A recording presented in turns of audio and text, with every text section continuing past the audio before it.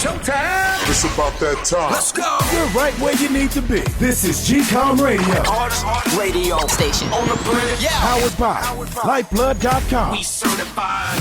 And hosted by Nova Phoenix. Give them that flavor.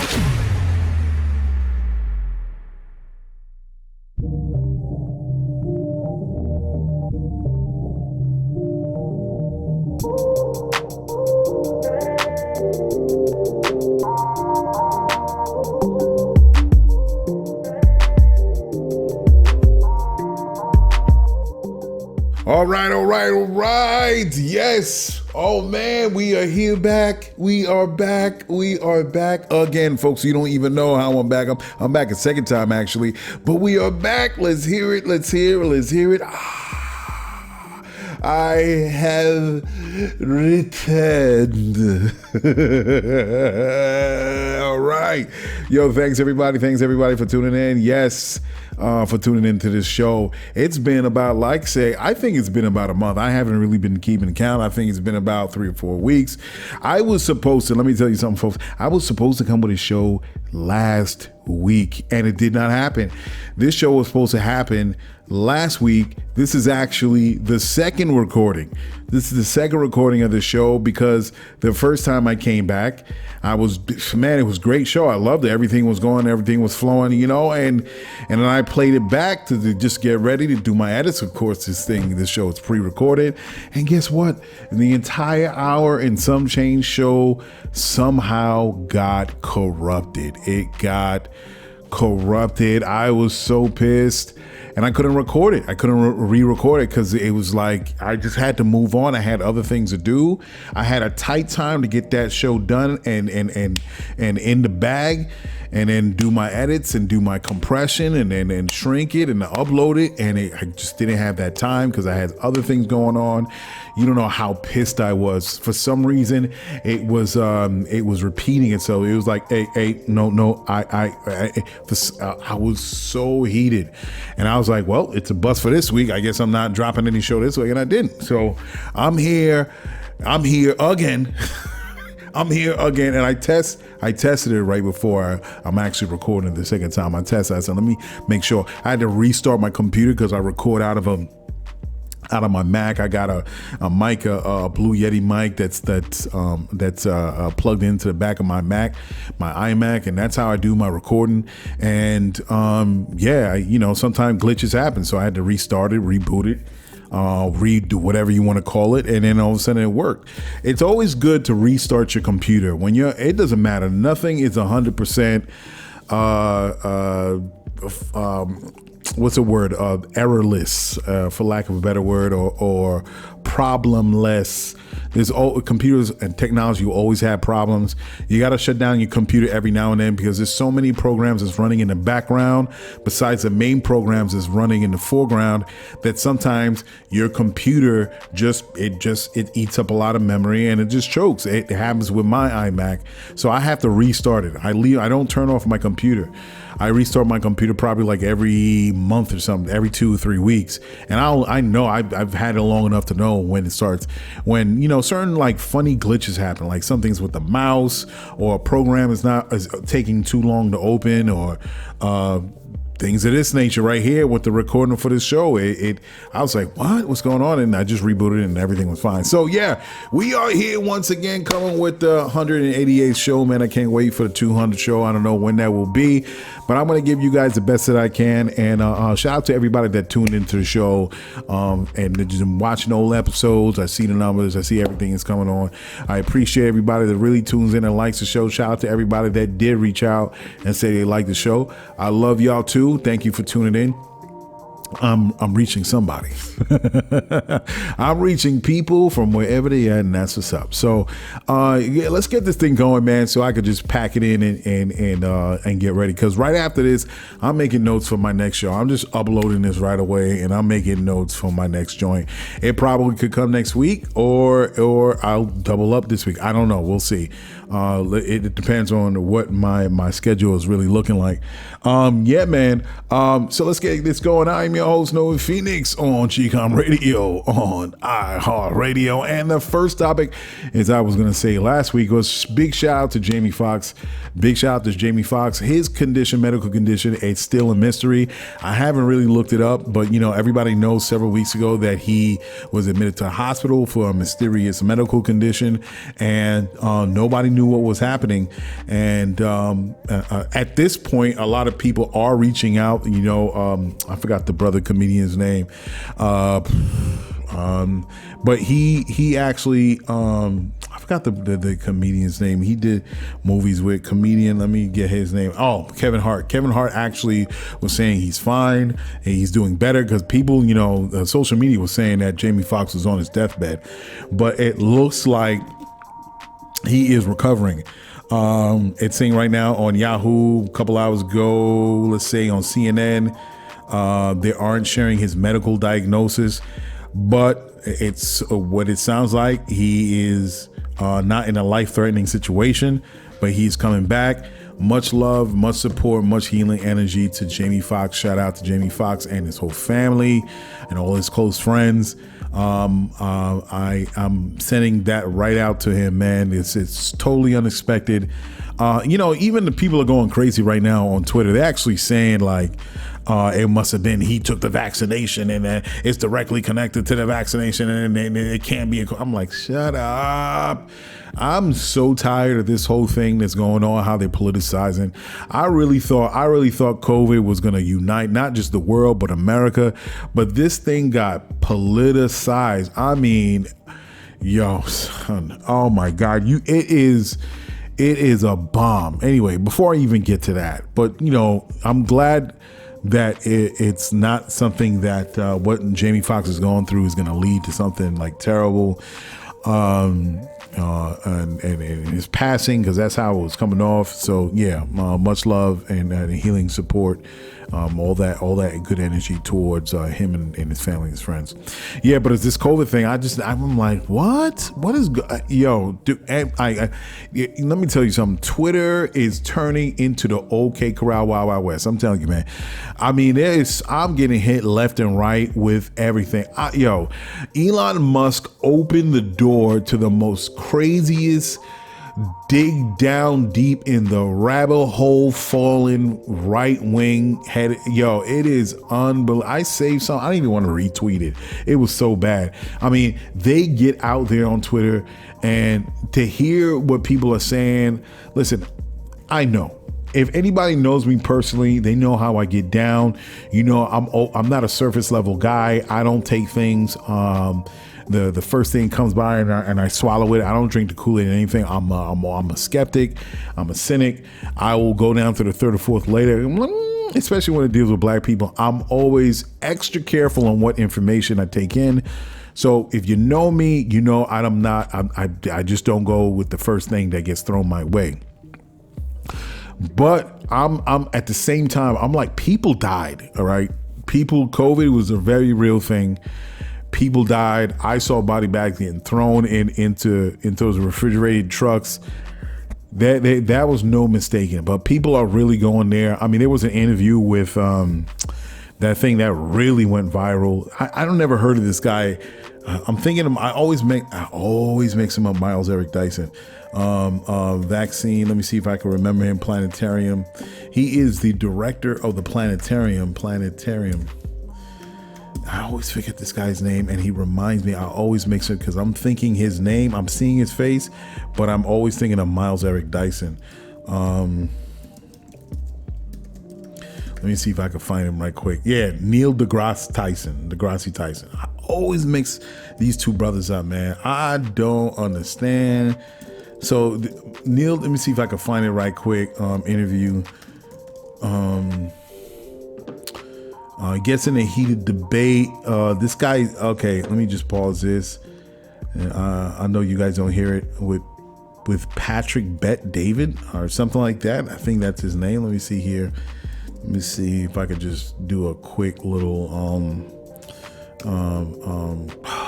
Patrick Bet David. Yeah.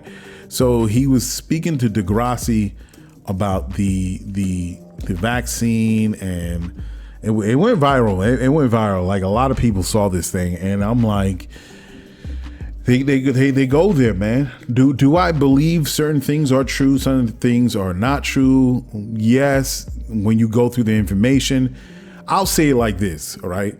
I didn't take the vaccine right away because I knew that they're fast tracking this thing. It's killing a lot of people. And when you are the leader or the powers that be that understands and weighing this information in front of you, people are massively dying all over the place, dropping like flies. It's terrible. Loved ones, friends, family, people around the nation in America are dying. You're gonna say, hey, we gotta have answers for these people. That's why we have these experts. They fast tracked it. So I didn't really take the vaccine right away. I was like, let's wait a little bit. And, of course, again, coming from a black man's point of view and understanding the history, it's like, let's not do this. Yeah, I'm not going to be running up so quick. So, yeah, man, I took my time. And then when I asked around, everything was good. I'm like, okay. And then, unfortunately, also, they made it a mandate for you to go back into certain businesses and buildings if you want to come back to work that you had to take. So, there's certain things that you had to do in order to have some sort of normalcy, but the levels that it is going to, it is unbelievable, and a lot of information. I'm just like, I'm just tired of hearing this. Oh my God. And they just jump. It's crazy. It is so bad. It is so bad. Could there be a little bit of truth to it? Possibly. People get sick off of Tylenol, aspirin. All right. People get sick off of everyday medicines, and you find out there's always a certain percentage of people that have adverse reactions to medicine and pills that we take every day. Is it possible that can happen with the vaccine that was fast tracked? Yes, it's very possible. Yes. So, it almost seems like it's that, like, I got you. It's like catch them red handed, like, see, somebody got sick. I'm like, I'm sure. But then, the levels where it goes to, oh my God, and then of course it's always tied in. And then when you read these things on Twitter and other social media, it always ties into the Biden administration, always ties in the Democrats. And that's why I tune out, because it becomes this left right thing. And I'm like, I'm not going to get pulled into this left right thing. And all of a sudden it's like, yeah, it's those people over there, those Democrats. No, it's those people. As soon as it gets put into that, I don't want no parts of it. It's stupid. It's a distraction. It's just deflecting, all right, to the major problems that are happening right now. So and while I was out, man, I went to a couple of events, some VC events, gatherings for founders and VCs, and I had fun. I met a lot of great people on LinkedIn, connected with them. It was fantastic. Too many people to shout out.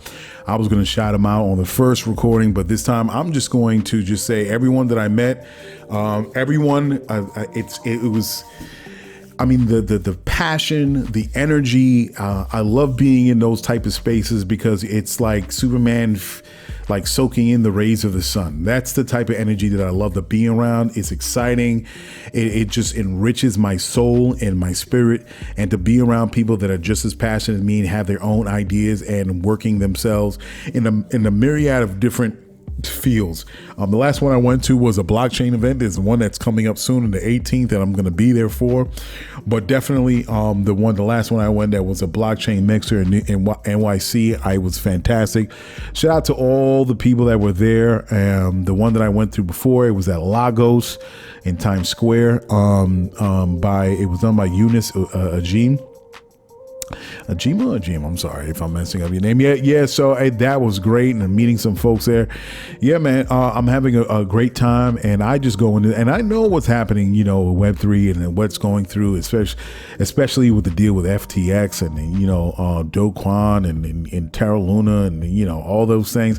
It really poisoned the ocean, man. As big as Web3 is, in terms of the size and where it can go and the potential, it has been poisoned. But I love the fact that the casino high rollers bowed out. Of course, you're always going to have people want to try to take advantage of Web3, and it's happening right now, and I'll get into that in a little later. But I want the casino high rollers to bow out, because the real people that want to do something Web3 and see it as a viable, practical tool, just like how artificial intelligence is taking off, and that's another topic I'll talk about a little later at the end of the show, that the people that really want to apply it in ways that can help folks around the world, not just online, but also in the real world. I think it's fantastic. I can't wait for the new next company that's going to really take off and using Web3 tools. It's going to be amazing, man. And I think we barely scratched the surface. A lot of people were talking about how we could utilize NFTs in ways where we can interact in the real world. And it hasn't been fully realized. And I know the energy that's out there right now, a lot of people are turned off. They're like, oh my God. And I simply say, because of the fact that we are actually dealing with a fiat currency, the dollar, that it's no more real than Bitcoin. It's no more real than Ethereum. It's no more real than Solana or Decentraland or Dogecoin or whatever other token or crypto that's out there. It's no more real, man. And we just have a belief in it, and an entire system, a global system is supported. People support it. So that's why the train chugs along. And the train chugs along for Bitcoin, but it's weird when you do the background on why Sam Bankman-Fried did what he did, why Do Kwon. It doesn't make sense to me. And I was talking about that at an event. It does not make sense. Why would you just automatically one day wake up and say, I'm going to allocate $2 billion of people's hard-earned cash and then put it somewhere else? Why would Sam Bankman, that was Do Kwon's situation with Terra, why would Sam Bankman-Fried decide to move so much money into Alameda, his quote unquote girlfriend's company that she was running? It doesn't make if your wife or your girlfriend or your significant other came to you and was like, could you wire me $500,000 for, you'd be like, and it's within the business, you'd be like, hell no, I'm not doing that. It's $10, $1,000, $1,500. Okay, that's one thing, right? But the amount that Sam Bankman-Fried just moved off, I'm like, no, man. In deep down inside of you, you know that was unethical and that was problematic. But yet he still did it. I don't understand that. So yeah, even with Do Kwon, $2 billion, like really, bro? You. And there was never an answer on why that was done. There was never an answer. It's like the articles are telling the story from A to Z, step by step, how Terra Luna got in the situation that it was in, and it never explains. It never gives the why. It never gives the why. Why did he do that? Why? He just woke up one day and says, "I'm gonna wire hundreds of millions of dollars, billions, because I feel like it." Yeah, that gets me too. So, the other thing, hold on, folks. Give me a second. Give me 1 second.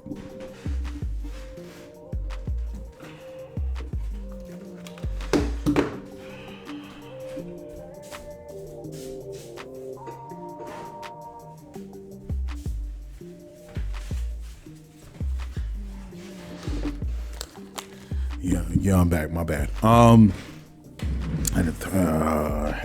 got distracted a little bit. I had to throw something away. Anyway, so yeah, it baffles me why I would like someone, and maybe that question was asked to Do Kwon. Maybe that question was asked to Sam Bankman-Fried, and I didn't get to it. But the articles that I've read, it never goes into the why. Why did they do it? They always got, like with Sam Bankman-Fried, they got into the philosophical reasons on the back end operations of Web3 and the company and what he felt, what was what, and a lot of the questions people that believed in the company or invested in it, or you have the people, Web3 folks, it's like, huh, what? So it was like he was answering in a way that was suspect, and well, that's all well and good that if you had problems with his logic on how he's operating FTX, but at the end of the day, it does not answer the why. It doesn't answer the why. Why did you say you're running a music business and hey, you just gave someone $500,000. Why'd you do that? When you gave this other person $100,000. Oh, the reason why I gave artist B $500,000 and I gave artist A $75,000 because I believe in artist B more. They have connections. Their song is a hit. They need to do a video. We have to capitalize off of this opportunity where this is a once in a lifetime situation where they're really hitting on all cylinders. And we want to make sure that we can squeeze out as much out of this particular instance. That makes sense. We understand. Okay. And then if it tanks, we're like, oh, well, hey man, I invested in it. I thought, everybody was clamoring for artist B music. It didn't turn out to be like that. The album was trash. It was a hit single. That's why I invested. We understand the why. We understand the why. That why wasn't answered with Sam Bankman-Fried. And you just can't say, well, we felt like, we wanted to allocate the money. I thought I knew what I was doing. What? You say that when it's $10,000, not the hundreds of what? Yeah. I just cannot wrap my mind around the fact Sam Bankman-Fried did it because he just felt that it was the right move. I can't accept it. And maybe that's what it was. Maybe he thought he was God, as big as FTX was going. And he was like, I can make these decisions. Nobody could stop me. Right. I want to accept that. But, to me, it's just, it doesn't make any sense. It doesn't make it. I can even understand the guy from WeWork, I can even understand his nutty ass motherfucker's reasons for doing what he did. He was given a why. Owner of what's that guy's name of WeWork? Or Adam Newman. Even as even in his nuttiness, I can get the reason why he did what he wanted to do, because it's simply because of ego and that he felt that, hey, everything aligned. He was God himself. He gave all this money to his wife and she did it. It says a lot about privilege. It says a lot about race. It said about, and I saw his documentary or no, his TV show, excuse me, not the documentary, but the TV show.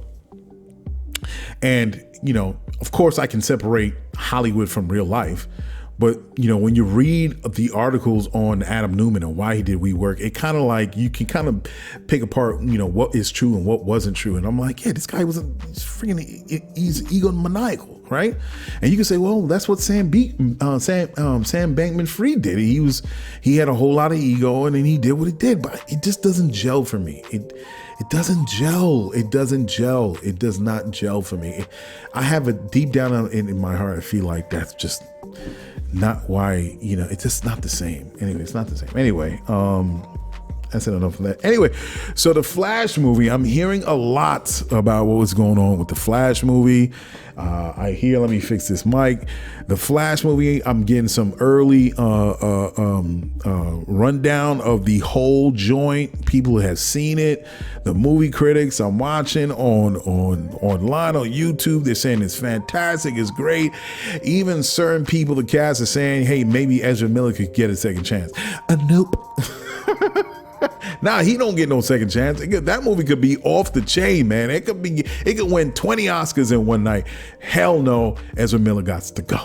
Ezra Miller got to go. If Jonathan Majors can lose all of his gig and his connections based on impossible And that's essentially what happened. They keep on saying this video every day, whatever. It was possible. No pictures of the girl. I haven't seen any pictures of the girlfriend. Nothing. He lost everything. Here you have Ezra Miller attacking a woman on video. Has a cult telling people to do this. He was holding down a mother and a child, and he in his home or his, I don't know, on his estate, and all this weird shit he was doing. I mean, you got evidence. A, B, C, D, E, and the whole wine thing that he was getting charged for, or whatever, like stealing wine or something, or beer or whatever.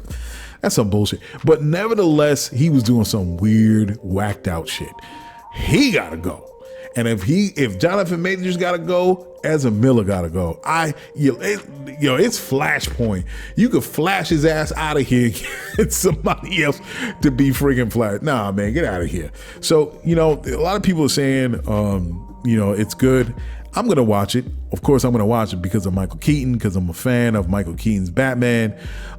So I'm there for that, and I like the whole Flashpoint story. I haven't read the comic. I saw the cartoon. No, I haven't read the comic. I saw the cartoon. But just to see it in real life, Flashpoint, that in itself interests me. I think Tim Burton is a great director, and what he did with Batman initially with Michael Keaton. So I always feel like Michael Keaton is the man, hands down, as Batman. And he was a comedian at the time. When he first came out, I was like, Michael Keaton, Mr. Mom? He's going to play Bruce Wayne? But they made magic, and it was fantastic. It was fantastic. But yeah, the DCU is changing. I didn't see Shazam. I'm really not interested in Shazam. That think tank, ain't nobody was watching that. Nobody went to that thing. Went quick right to the ultimate. Spared no time at all. That joint went right there. People was not seeing it. Not why. I'm not seeing it. Partly the reason why is because they're rebooting the DCU anyway. So why am I gonna go see that movie? So I'm not bothering to see. Aquaman's gonna do the same thing. Whatever. I really don't care. I heard Guardians of the Galaxy was good. And guess what, folks? I actually saw that. Now, last week I was supposed to say I heard Guardians of the Galaxy was good. I got to go see it. But because the show didn't work out, I so happened to go see it that last weekend. Yeah. So, was it good? And I'm going to give my opinion, and I'm not knocking James Gunn. Cinematically, I thought it was a decent movie. It was a decent movie, with all the characters. It's a great close of Guardians of the Galaxy and everything. All the characters, all the actors, everybody was involved with this trilogy. This from Marvel. I can appreciate it, but it made me realize I'm really not into lowbrow slapstick humor. That's not my thing, man. I don't care for it too much. And that's what I knew Guardians of the Galaxy. And I loved the first GOG. I loved the first GOG. It was off the chain. I even loved the second GOG because it was a storyline. It was all about family. It was a well-made film, the second GOG. And here we come with the third. It's the same. So, I'm really not, that's what you're going to get from Guardians of the Galaxy. That's what you're going to get with James Gunn. So, I really didn't. It was okay. There was some jokes hit, some jokes didn't. I just don't see a place for lowbrow humor, man. And you know what? Christopher Reeve wasn't super serious. Christopher Reeve Superman back in the 80s or 79 or whatever. They had jokes in it. Clark Kent was a bumbling idiot. And there was a lot of parts where you're like, oh snap, cool. I can take that. When Thor Ragnarok came out, it was a refreshing turn to how Thor was done in the past, because Thor was done serious, and then Taika Waititi came in and he did Ragnarok, and they had a comedic edge to it. I liked it. It was well balanced. I was like, it was different. Okay, that's what's up. I really liked Thor Ragnarok, and it goes to show that Chris Hemsworth has a comedic vibe to him, which he can really get on time. He has great comedic timing. Who knew? You know what I mean? So that did real well. The problem was Taika Waititi let that last hit go to his head And he did Thor Love and Thunder, and it was like Taiko 200% slapstick humor. I was like, what? And a lot of people felt like that. It was like, so much so the studio was like, yeah, Taiko, you gotta go. Can you imagine one day you being the superstar director for Thor and you always have the ability to do more Marvel movies, and then in a finger snap, all that shit disappears? Them same people was patting him on the back. Yeah, you're great, Taiko. Next thing you know, it's like, yeah, get him out of here. Oh, he don't get those complimentary M&Ms. You mean I can't get some Skittles? Hell no. Crazy? They kicked his ass out right out the office. Don't call us, we'll call you. Yo, so I mean, Taiko, yeah, man, they was like, nope, you ain't doing another Marvel. We taking that right back. So he went over the top. It was corny, and like I said, it reminds me of Batman and Robin with George Clooney when Joel Schumacher changed over. I said this on the show before. I talked about it. They said Tim Burton was way too serious. It was way too dark, especially when he came out with Batman Returns, and the studio was like, yo, Batman's for the kids. We can't have some kind of black liquid oozing out of the penguin's mouth. What the heck is this? This is not a horror movie. I loved it. But the studio wasn't trying to hear it. They wanted to sell. They said, we can't sell these goddamn toys to these kids with black ooze coming out of Penguin's mouth. We need something different.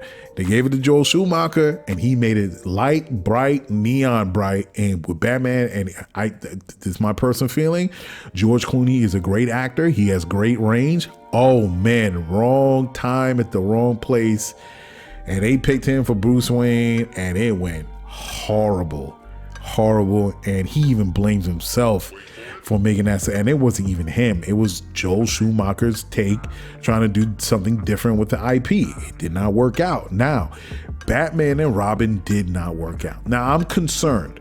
I'm happy for James Gunn and where he did with Guardians of the Galaxy, but I'm also concerned because he's taking a different take out of Superman.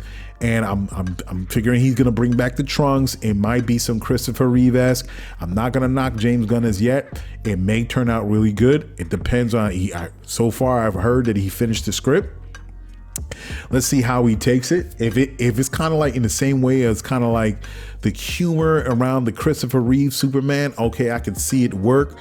If he gets slapstick, oh my God! Now not so much for Superman. Even though that can fail miserably if he throws in lowbrow humor out. I'm talking about, and just to describe it a little bit more, lowbrow slap, I'm talking about like McLovin. All right, I'm talking about what's a joint with McLovin in it? Oh my God, I can't remember. Superbad. All right. That's lowbrow, humor that, a lot of adults would get, but it's directed at teenagers. So even Super Troopers, that was another, slapstick, kind of silly, humor. And it's funny, it's all good. I get it. I saw parts of Super Troopers. I didn't see the whole thing. As funny it is, I didn't see Superbad either, but I know where we're coming from. You ain't seen Superbad, and just because I'm saying it, I'm gonna watch Superbad with McLovin. I know it's some funny parts. Now here's the gammy. You're gonna be like, well, Deadpool has a lot of that, lowbrow. Yeah, but that's Deadpool. He was always like that. That's source material. You're not gonna move from Deadpool like that. That's what you're gonna get from. That's how Deadpool was in the comics, and it worked so well in the movies. Rated R. I have no problems with Deadpool. Love it. I'll see it in a heartbeat, Deadpool. But certain characters in Marvel, in DC, doesn't work. And I know I'm mixing Marvel and DC. I know I'm mixing it. But I think it goes across the board, whether it's DCU or Marvel Entertainment or the MCU, it's the same way. I'm just not into the slapstick, lowbrow humor. Especially now, like I said, I was going to get to this. Now he's going to do Batman. I think, what was it? Batman and Robin, Brave and the Bold. Oh, James, if you do it like Joel Schumacher, if you do it, look, people, the diehard Batman fans hated Joel Schumacher's Batman. The reception was terrible, and it blew up in the studio's face. And I know Tim Burton was like, see, sucks, you know what I mean? I'm telling you, if you do Batman the Brave and the Bold, like on some jokey Thor Ragnarok, Joel Schumacher Batman with the neon, or just making it real, making it campy, it don't have to be extremely like over the top campy, but sir, you got to leave that alone. And I'll show you evidence. All right, evidence A, the Joker.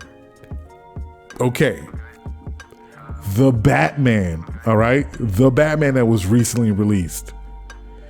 Okay, if you do Batman and Brave and the Bold, like what Joel Schumacher, and yeah, we'll see what happens. Yeah, man. So and then and SnyderCon, you know, now we're hearing the movie SnyderCon. Hey, I'm not gonna say too much about SnyderCon. Let's just put it like this: SnyderCon was cool. I don't know. I was expecting more, and at the same time, I wasn't expecting more because I'm like, where are we going with this? Where are we going with Zach?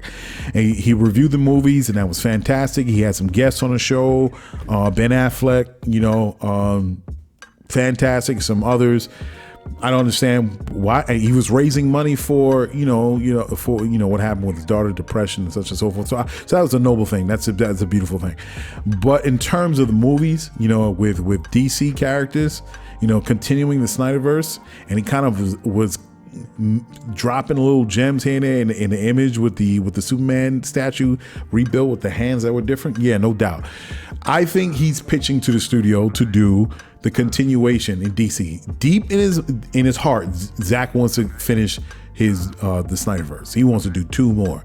And I don't think he was pitching it to the studios. He was pitching it to the fans for them to pitch it to the studio in ways of that generating that energy online and say, hey, because that's what happened with Justice League, Zack Snyder's Justice League. That was from the fans.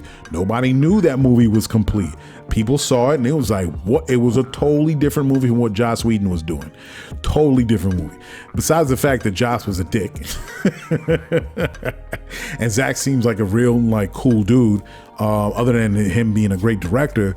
You know, when he dropped it, it was like, what? I know, I was like that. I was like, this? Man, it was such a lost opportunity. It was unfortunate that his daughter passed in the way that it happened. But I think that he's trying to generate some talk for the fans to somehow license out these characters so he can finish it on Netflix. He already has some movies that's already he's working on Netflix, and it is what it is. But I think that's what happens. That was the point. Another, trying to knock out 5 birds with 1 stone. I think that's what Zach was doing. But big ups to Zack Snyder, man. He's a great director, and I always look forward to the movies that he makes. That's just what it is. You know what I mean? Next, Jordan Neely, man. Jordan Neely. Jordan Neely. So. Everybody knows at this point what happened to Jordan Neely. He was a homeless man that was on the train that was, they were saying was erratic, acting erratic on the train. As New Yorkers, what we know how it happens when we get on the train. And this gentleman, ex-Marine that we just found out his name is Penny, Daniel Penny, I think. Let's see. I can't remember. His name finally dropped. So early on, my original feeling was, okay, we don't know the situation. We don't know what's happening. We just see a short shot video of a man getting choked out. Of course, it's not a full video, so you don't get the full understanding of what took place. But from what you've seen in the video, people were questioning why it went down the way it went down. Daniel Penny is his name. So, initially I never like to try to say things so quickly prematurely, because then you get a full scope of after the investigation after 2 weeks, and it's not what you thought it was. I try to hold back speculation.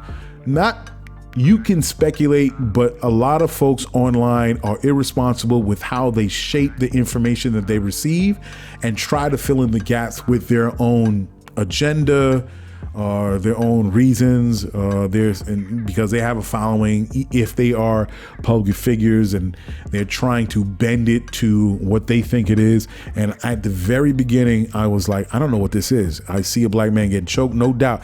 My initial reflexive action is to think, okay, this is a racist thing, because it's a black man. That's how we feel a lot of times. But I try to control that emotion and say, okay, what am I seeing here? Let me gather the facts from what I see. Let me see what's online. Let me gather it. So I was very standoffish in what took place. Now, fast forward, they have all this information on Jordan Neely. They have his family. He was a dancer, a Michael Jackson dancer, performer, street performer on the streets of New York. I mean, I don't even know how you get in touch with the family or know any of the family of a dead man. How was this possible? How? I don't even know how they get really connected. I don't know. And how did they find this man's family? Okay, maybe from the video and they say, oh my God, that's such and such. Okay, right. The video went viral. Family reached out. Okay, I get it. They knew everything about this man. Now, the thing is, when the ex-Marine at the time, all the online publications were saying ex-Marine, ex-Marine, ex-Marine, ex-Marine, ex-Marine. By the third day, it was some bullshit. All right. And that's when I was like, wait a second. I don't know about this guy, but I know there's a system that is happening right before our eyes where they are covering up this man's name. And that's what I started to have a problem. That in itself is highly suspicious of white supremacy, because why? How is it that we know the whole history of this man, Jordan Neely, that he had mental health issues? He was a street performer. He was doing that in past fights. He had 40 arrests and blah, blah, the whole thing. I mean, they was dumping the entire story out to the world. So we pretty much know what type of breast milk that this man liked when he was born, the left titty or the right titty from his mama. That's how much we knew about this man in a day. However, we didn't know nothing about this other man, and we knew as a black people, and people are hip, a lot of white folks, I'm gonna call it WWF, woke white folks, they're hip to it too. As some of the people call them the lefties, right? They were like, wait a second, how come you're not releasing this man's name? It's like the fourth day. What makes this man so special where he could just kill somebody, go to the precinct and say, hey man, this guy was acting crazy, and he walks off and whistling Dixie, just, going about his business. And that's when people start, you see online, it's always online, they were sleuthing it. They found this man's name, and here we go, 24 hours after it started circulating this man's name, Daniel Penny.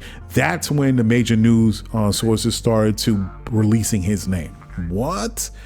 So you know what's happening. That's what we're talking about, white supremacy. That's what we're talking about, white privilege. That's when we're talking about there are two systems that are at work here. One that's going to demonize a black man because he's homeless, because he had mental health issues, because he was lashing out, and they're going to use these low-hanging fruit on what took place to paint him in a bad light. But all of a sudden, this man over here, Daniel Perry, is a hero. He did what he had to do, and how they handpicked certain words from quote unquote witnesses. Who knows? They said, "Oh, he was a hero. This guy, I'm sorry, he was dead, but this ex-Marine was a." Whoa, wait a second. We see it at play here, and that's where people understand the unfairness, understand the bias in how major news media report stories when it comes to a black man and a white man in an altercation. To so much so where people protested at the station. And to the point there was another protest where people were protesting on the track itself, holding up the train line, that this man needs to be arrested because you invite vigilantism. Now, can you imagine if we allow this man to walk away, what message we're giving to every New Yorker, not just every New Yorker, but people around this nation? Where if you do not agree with what someone is doing on the street, you have the right to kill somebody, and based on the situation, if you're threatening, you will not be charged with murder, not even manslaughter. That's problematic. That's problematic. And I always believed, even before all this information came out, I believed, let's do an investigation. before I heard what Governor Hochul was saying, before I heard what the mayor, I was disappointed in the words that they said, because they kind of leaned towards, well, this guy was crazy. I'm like, oh, and they did it in a fashion where it was like, well, we have these health services here. This is what happens. The consequences. I'm like, whoa, wait a second. A man killed another man, and there's an obvious bias here, and we cannot allow and co-sign vigilanteism. That's a problem. And then supposedly this man's father, Daniel Perry, is an ex-cop. That could be a reason why he was let go to go about his business and go about his life that he still has, unlike Jordan Neal. So here we go. People are obviously upset. And seeing from the video, it's arguable, was he holding on too long? Was he not? Personally, look, as I said before, I had years of martial arts even beforehand. When you give a rear choke like that, you don't want to. I think it says if the brain goes without oxygen for, I think, 2 minutes, then you can have irreparable brain damage. You choke someone out, they become limp. Even if they have a little motion, you got to let them go. You have to allow the blood to go back to the brain so the brain can get that oxygen, so you do not kill that individual. Now, from that little video that I saw, can I say that he should have let go, release a little bit? Yeah, no doubt. But then there are people that have been saying online he was getting choked out for. We don't know that because the video was too short to tell.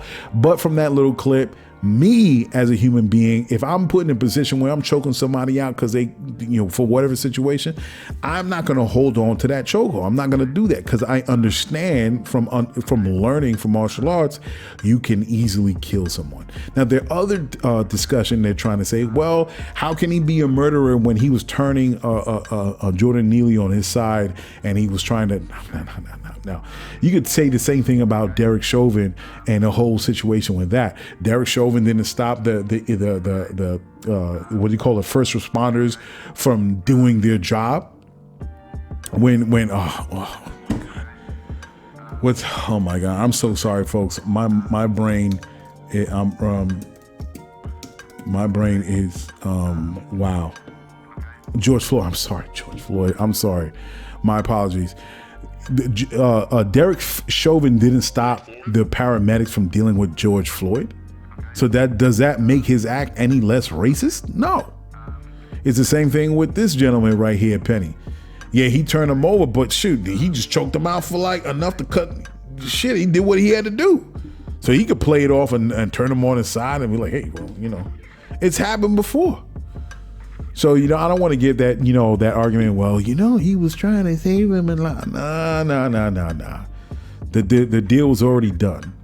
So now we have a situation again, but it's not just bringing to light the issues of race, of course, with how the system dealt with it, how the NYPD dealt with it and everything like that. But it also talks about homelessness, how we treat people that are in the doldrums. And they're dealing with mental health issues. That's also a big issue that we're dealing with in NYC, not just in NYC, but major cities across America. It's the 1,000-pound elephant in the room. And as New Yorkers, we deal with it every day. We see the people that are having mental health issues, and what we do, we chill. We continue to listen to our iPhones or read our book or going about a business talking with somebody while this person is having an episode in the car. Do we think, can this dude trip? Yeah, no doubt. We always think as New Yorkers, as people, we gonna be like, is this dude gonna trip? But we understand what's happening in New York City. And most of the time, nothing happens. So we do not know what was the moment to moment, minute by minute, events or a chain of events that led up to Neely getting choked out. And that's part of the investigation. That's getting everybody in that car and saying, hey, what happened, and taking their statements, seeing if there's video other than the one we know, and then coming to a conclusion. Now, to me, this man should be arrested. Just because of the fact of vigilanteism and because he snuck up behind him to choke him out, and he choked him out till he died. Now, of course, you can't first agree it's intentional, right? But at the very least, manslaughter. and not getting off with you know, what do you call it when you're at the lightest sentence where he gets probation for 6 months. A man's life was taken. So whatever is within, however justice needs to be served, and he needs to get that time. And I'm not talking about no goddamn month in jail either, man. That's a human life that was taken out, and he shouldn't have been treated like that. And it says a lot of what we do as human beings, the humanity that we lack when people are going through situations that we can just snuff out that life and not think of this individual. What's it like stepping on an ant and the ant is dead and we go about our business, go about our lives? No, that's a human being. That's a brother. That's a nephew. That's a cousin. He had family that loved him. Even though whatever happened separated them, he deserved more. And if he got the proper treatment, he wouldn't be homeless. He wouldn't be having these mental episodes on the train. And that's our failure as New Yorkers. That's the city's failure on how to deal with this. Because I see it every day. I see it on East 125th. It was the other day, the other week, I was on the F line. Here we go. I was on the F line in the city, and it was this homeless person. And no different. The homeless person was walking around, and people waiting for their train on the platform. We're ignoring this individual. So this homeless person decided to step to the woman A, and he was muttering something. She was like, I ain't here for that. And she bimmed. She walked fast away from him. And I saw it because I was waiting for the train. He was on the other side of the platform. And I'm looking to the corner. I'm watching, right? I'm watching, but I'm not watching. So there was a Spanish lady. She dipped, right? And there was another lady, small Latina lady. She was looking at her phone, and he approached her. And he's muttering. She was ignoring him, looking at the phone. And next thing you know, he spat on her. A dry. I don't know if it was a wet spit or a dry spit. He was like, yeah, well, no, what's the difference? You could pretend like the spit, like nothing really comes out the mouth, or you could do a wet spit and like really like a loogie. You know what I mean? It wasn't a loogie. I didn't see that. I didn't see any projectiles. But he was acting like he was spitting on. I was like, yo, what the fuck you doing? My man just froze. Right? He just froze. And then all of a sudden I said, yo, get the fuck out the station. And my man, he just dipped. He moved out and he went upstairs. I didn't even approach the woman. Woman A approached the woman B, the woman that was going through it. She was like, oh, you all right? And she was like, yeah. She nodded her head, cool. She was like, yeah, like, hey, it just happened. I didn't approach the woman. I was just tight. Because I've seen it. I even tweeted it before on my Twitter that we seeing a lot of we see every morning I go to work. The trains are filled with homeless people when it was cold. Filled. There was one dude that was sleeping under the bench. I'm like, here we are, and I'm looking it up. I'm here. We spending $3 billion on homeless services, and this dude is under the bench. I'm like, yo, what's going on? So, I mean, it's something that we have to really deal with this issue, man. East 125th is heavy, man. People still shooting up, people on drugs, people, walking around. I'm talking white, black, whatever. It's a serious issue that we had to deal with. And Jordan Neely, he deserved better. He deserved better, and he shouldn't have been dead. He should have got treatment. And I think New York City's approach, they could say they're allocating all this $3 billion, but I just don't see look, I'm telling you, I was on East 125th for months. Where was the $3 billion on East 125th? By the Metro North station. Where's that $3 billion? When I'm on the train, I see people in the train system every morning. Where's that $3 billion? Where's that $3 billion when I got to constantly hear my daughter talking about she's getting out of school and she's seeing all these homeless people? Where is that $3 billion? I was one homeless dude there after the fact. It was a homeless dude that got on the train. He was talking about he's hungry, and he knew the situation, and because he was saying it to everybody in the car. Listen, I'm homeless. I don't deserve to die. I just need to get something to eat. I'm like, look at this. New York's got to do a better job, and not just New York, every major city. I mean, hands on. You want to be hands on and give, we get cops, goddamn robo dogs. All right. And we giving all cops these and giving them the equipment and everything. And everybody's there. Some jump off. They ready to set the army loose on anybody in New York City streets. Oh, it's active then. City money is active then. But when it comes to homeless people, housing, mental health care, they say the money's out there. I'm not saying the shelters are there. And the homeless dude actually even said, man, I can't go to a homeless shelter because it's too violent over there. People get robbed. People get run up on. So that's the issue in the homeless shelters that's not getting dealt with. People need help, man. Anyway, moving on. Let's get to, we got some last few things. So a shooting in Cleveland, Texas. This is a wild thing. Shootings keep on going. We have this major issue with guns, AR-15s. Again, we have another shooting. There was a shooting in Cleveland, Texas by Francisco Oropesa. Killed five people because the individual, the mother, I don't know who approached them. Then the next door neighbor said, listen, my kid's trying to sleep. Please, stop shooting your AR-15. This guy, in response to that, ran up in the house and killed five people. They caught him. He went on a run, but they caught him. Crazy. Francisco Oropesa. And then in Allen, Texas, last Sunday, a guy named Mauricio Garcia killed 8 people in a Texas mall. He got shot by a cop that just so happened to be there.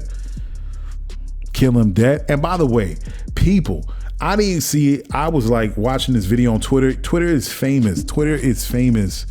People have this thing about sharing death on Twitter, man. They sharing all types of stuff on Twitter. Everybody knows if you use Twitter, you know what gets on Twitter, you know what slips by. But I'm like looking at this with people on the ground. I'm like, well, yo, what's this? And I knew it was connected to because I put a search for it. Allen, Texas. And I'm like, okay, what's this video? And I'm seeing people online on the ground and I'm seeing red. I'm like, yo, it was someone shared the video of dead people huddled in the corner. And it was a child in that group of dead folk. Yo, why are you sharing that on Twitter? That's disgusting, man. That's disgusting, man. You're going to have individuals, and I know that's hard to control, and I'm not blaming Twitter, but there are some sick fucks out there that wants to share this type of video just trying to get clicks, and that is inappropriate. That's in bad taste. It's terrible. These are human beings that died. You're going to go and share this video of these dead folks. Man, that's the craziness of social media, man. But that guy turns out to be, was a Latino dude. He was wayward. He was a white supremacist. This dude is, hey man, I'm not saying that's different. He was a Latino dude and he had issues and he turned to far right wing nut job organization, whatever small group. He was a white supremacist. They even had tattoos on his social media where he's got the SS. I think it was a swastika or something like that, where it shows on like Nazi tattoos on his body, man. Hey, man, goes to show you white supremacy. There was a guy that's on Twitter. His name is Mario Nafal, I think.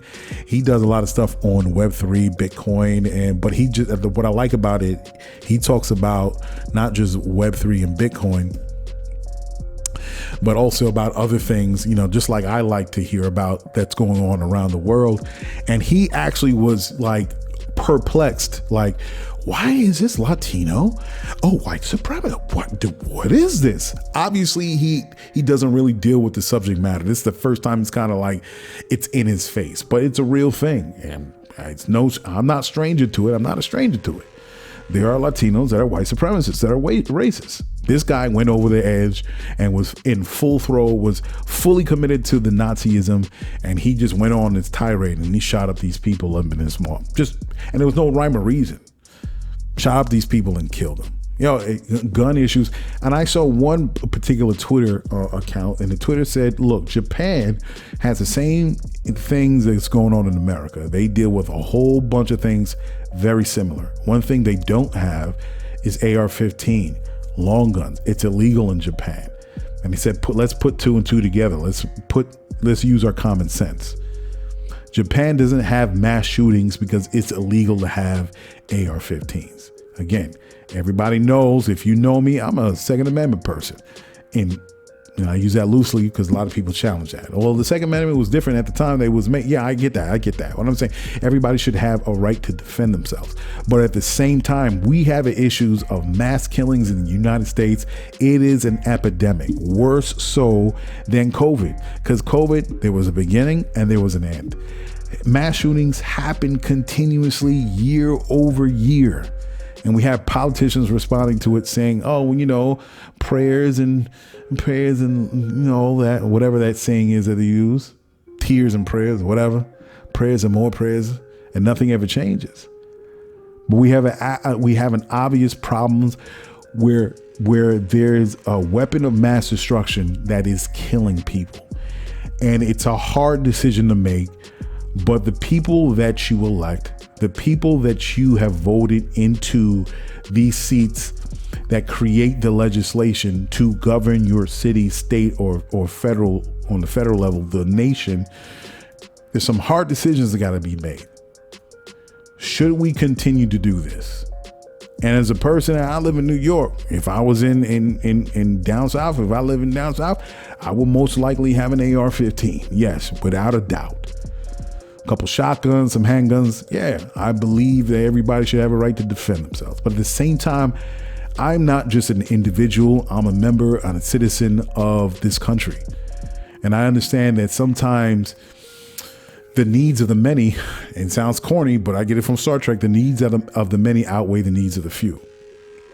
And if there's something that's going, that's an obvious problem with AR-15s, and we have mass killings every other week and children are dying left and right. Yo, at some point we have to say, wait a second, we got to put a pause on this. We have to figure out what's going on. We have a mental health issue that's going on in this country that we're avoiding. We have a proliferation of guns in this country. It is not a good mix. So we can revisit this and we can figure it out. All right.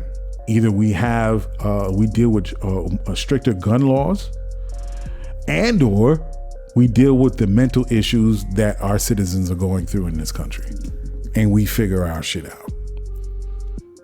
And that's how I believe it. Because how many more times do we have to do this, and innocent people die, especially children. I knew when politicians could not change. When they heard children were dying, single digit years, a child, the innocence of a child, when they die from guns, from long guns, we have a problem in this country. And it's not just the death of people, but what's rotting on the inside. That we cannot see that the next generation that will take over this country, that will guide this country into the world of tomorrow, we can't protect them. We can't do that. What is wrong with your soul? Next one. Let's go to Scarlet. I have some things going on with hip hop, and there's Scarlet. You know what? I did not finish seeing. I said I was going to watch it. I'm going to take some time out to finish watching the all hip hop Chuck Creekmur Scarlett interview. I'm going to do that. She was on. She's a new artist that came out. She was wilding out. I saw this video of hers and I was like, I don't know if I want to continue this. I've been listening. I'm an old, look, 50 years of hip hop this year, man, 50 years. And I'm right there. Right. So I'll let you know where I'm at as far as age. I've seen everything in terms of hip hop, and I always want to see the best for hip hop. So when I saw this artist on Twitter, I was like, okay, I thought it was just another video. I've seen plenty. But then I saw Busta Rhymes co-sign it. I was like, what? Okay, this is going somewhere, obviously. And then Cardi B co-signed Scarlett. So I'm like, okay, she retweeted it. And I saw Scarlett. She was like having... she was almost damn near hyperventilating because Cardi B retweeted her, and good for her because she wants this to be in the music business, and I wish her the best. But at the same time, I want something bigger for hip hop, and I always try to look for the hip hop artists that really pushing the envelope artistically of the art form. And it's typical, like all the typical artists that that I like. Kendrick Lamar. I like Tyler, the Creator. I like, what's his name? The Dread dude. I forgot the Dread rapper name, light skin dude. But you know what I'm talking about. I like to push the envelope on where the music is going to go. Been there, done that. We've seen that before. And sometimes I take concern with a lot of the OGs that are in the music business, why they're not really taking the bull by its horn and pulling hip hop in another direction. I would love to see something different, something refreshing, something new, something that the art hasn't done before.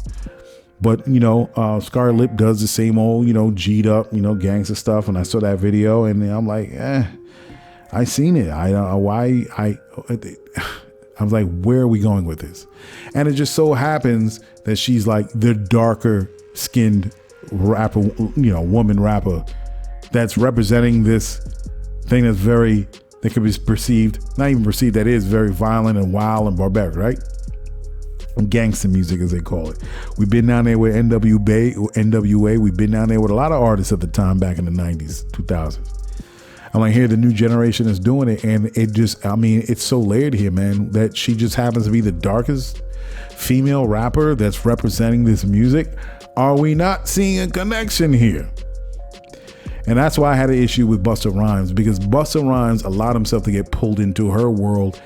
And I had an issue with that because when Busta Rhymes is in a Biggie documentary, either it was Biggie or Tupac, and he was talking about, man, I didn't get into this music business for this. I came in to make music, not to die. And I remember his words. And here it is. He was giving that same energy when he was co-signing but dropping some bars on Scarlett's record. And I'm like, come on, bro. You're not supposed to be pulled into her world. She's supposed to get pulled into yours. Because you're Busta Rhymes. You're the dude that did songs with Janet Jackson. Big joints. You're supposed to give her some direction, some guidance. I'm not saying tell her what to do, but you have aged very well artistically in this music business and people still respect you as an artist. That's what you're supposed to do. Hey, well, I can't tell them what to say, right? But that's my opinion of how I felt that, Busta Rhymes. I think like, nah, man, that's not how you do it. But hey, people are people, right? So I wish her the best. Scarlet, and I want to see the biggest for her. I want to see on Billboard. I want to see get awards, everything. If she truly wants this and she truly wants to represent the music in the best way possible, she deserves everything that she wants, But I always say push the envelope and make the music better. Let's see how that goes. Chat GPT. Last thing before I get out of here, chat GPT. So ChatGPT, look, there's a lot of different things that's happening with ChatGPT and all these AI tools that are being made. And I mean, every day when I'm on Twitter, I see a new company, a new startup that's offering a new different way on how to make your life easier by using artificial intelligence. And I think it's fantastic, and I think it's beautiful. But there are some downsides that I have a problem with as far as replicating voices, artist voices. And Drake, that thing went viral where Drake somehow, oh my God, Drake got his voice replicated by this AI voice replicator, whatever, and they laid it to a beat. It's crazy what AI is doing. You can actually make lyrics and you could replicate the voice of your favorite artist to say these lyrics, and it was put out there. Of course, Drake wasn't hearing that business. I think he shut it down. I think he actually was getting at them to pull it down, and I forgot the name of the guy that actually did it. He was wearing a sheet and a hat, not to show his face. This thing, it's a dangerous thing. And I don't like, especially being in Web3, that the artist community is being affected by this. That's a downside. A guy got at me on Twitter and he was like, hey, because I was praising AI. So I said, let McDonald's automate. Because my thing was, let's forward this. Let's see where this goes. You're talking about this company wants to make money by automating, but you don't understand the collateral damages that you're doing to the workforce. Fine, let's do it. Bring it on. And this guy responded to me. He was like, man, he was pissed off. And he was like, man, I lost work for it. I thought he said he lost his job. He's like, no, I lost work. He was a content creator. And it really sank in what I was asking for on Twitter. There's a lot of people are human. Artists are human beings. They need to make a living in this capitalist society. We make money to pay our bills, to pay our rent, to pay our cars, to eat, to buy clothes, to feed our families. And what AI is doing is putting a lot of these folks out of business. So I have to be careful on what I say. I have to be careful on what I say when it comes to AI. But this is something that we have to really deal with. Because not only are we dealing with remote work, people staying home because the technology is available. Unfortunately, that's what COVID brought on. Fortunately, unfortunately, it was, that's one of the things I talk about with people. COVID let out the bag as far as remote work. So now AI is offering people, for the time that they're spending at home, their work tasks have been reduced from 4 hours of work to an hour worth of work. Amazing what AI is doing right now. But the potential of how its impact on or the future workforce of tomorrow's generation, when they get to be 18 and 20 and 25, when AI fully realizes itself, when Boston Dynamics works out the kinks and the bugs out of those robots that it creates, and you see those videos where it's flipping and it's helping the construction worker and it's doing all these amazing, cute things. But we know where it's headed. These companies are saying, and these companies, it's about a profit margin. It's not about it's not about making, that's the talk. I mean, that's how they spin it. We're making society better, right? But ultimately, it's about the profit margin. And if they can get that robot that doesn't need healthcare, that doesn't need to take a break, works 24/7, it's not going to complain. If it breaks down, don't worry, we have somebody that's going to push a couple buttons, replace a servo or something and get it right back on the line. And if that means it's going to increase that company's profit margin, that these companies are going to do that. Without even breaking a sweat, they're going to lay off 5,000, 10,000 people. I'm not talking about everybody being unemployed, but there's going to be a massive underemployment. And what do we do then? What are people are going to do then? If we live in a capitalist society where we have to earn money from the tasks that we do in order to live, what does that mean when AI and automation comes at us at 150% and they figure this shit out and it's like, there is no stopping it. Just like how you can't stop remote work. It is here. It is here. It is here. I just saw a video where this woman, she has her tech YouTube channel, and she went to LA and they have a fully automated taxi service. Uber was the rave. Uber was a rave, so much so that the French taxi people were protesting and burning tires, saying Uber was problematic and blah, blah. Remember that. You could Google that. Now this company is coming out where it's going to be fully automated taxis. Uber is going to be obsolete. And it's going to eventually come to you. What does that happen then? These are things that we have to think about. It's a very scary thing. It's a very scary thing on where we're going. I mean, if we don't blow each other up first, especially what's going on in Russia and that whole situation with the Kremlin. I'm going to see that movie Oppenheimer. That movie is coming out in interesting times. Christopher Nolan once again. All right, so I'm going to get out of here. I appreciate people listening to me going off. So I'll get this up as soon as I can, and I'll see if I can do a second one. I don't know. We'll see how my day goes, and I'll probably do a short one and just hammer it out, and probably talk a little bit more about this Kremlin-Ukraine thing. And yeah, I'm talking about automation and artificial intelligence, and we're dealing with countries that are nuclear armed playing footsies with each other. That should be number one, right? Yeah, that's crazy. Anyway, thank you guys for listening to me. I'm going to get out of here. Appreciate it. Love for you guys to tune in. Keep tuning in up to my 200 show. Let's see what that's going to be like. All right, I'm going to get out of here. Thanks, y'all. Peace. Yo, check it. You just listened to GCOM Radio, powered by Lyfeblood.com. For the global community. We worldwide, baby. See you in the next go round. From right here to your town. We out.